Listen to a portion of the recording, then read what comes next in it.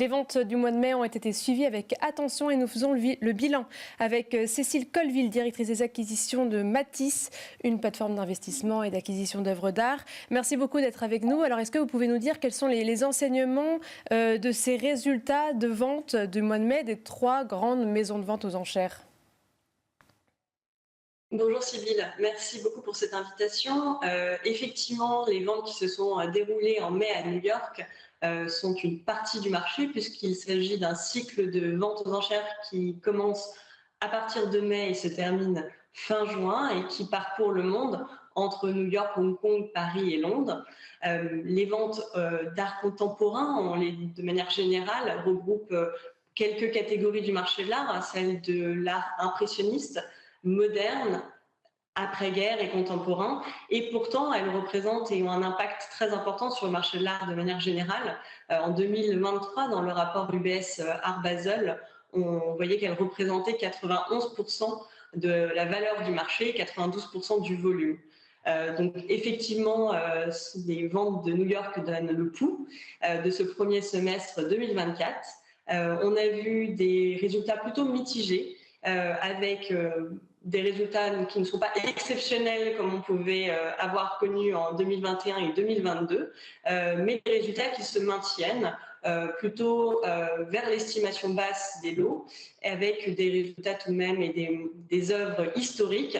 Notamment, on peut citer l'œuvre et le portrait de George Dyer de Francis Bacon, qui a atteint tout de même les 30 millions chez Sotheby's en vente du soir, et une œuvre exceptionnelle de Jean-Michel Basquiat et qui a été vendue chez Philips pour 46,5 millions de dollars.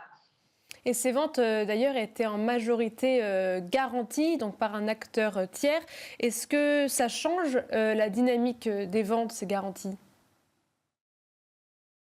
Le mécanisme des garanties est un mécanisme extrêmement intéressant. Il a été mis en place depuis quelques années par ces maisons de vente aux enchères et permettent de rajouter de la fluidité et d'enlever un risque intéressant pour le vendeur des œuvres d'art.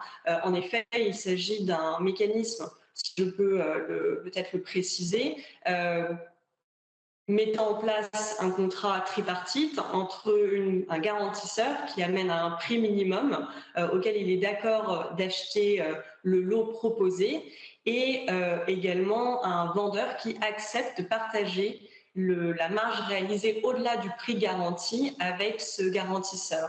Donc si je donne un exemple extrêmement simple, un lot qui serait estimé entre 100 et 150, le garantisseur pourrait faire une proposition à 120 en prix garanti. Si le lot est vendu à 100, le garantisseur s'est tout de même engagé à payer 120.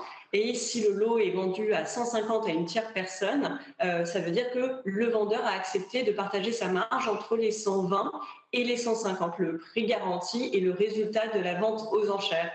Ce mécanisme est extrêmement utilisé, surtout sur les lots qui sont proposés à des montants élevés, surtout en vente du soir, effectivement dans les ventes aux enchères, et permet de fluidifier le marché.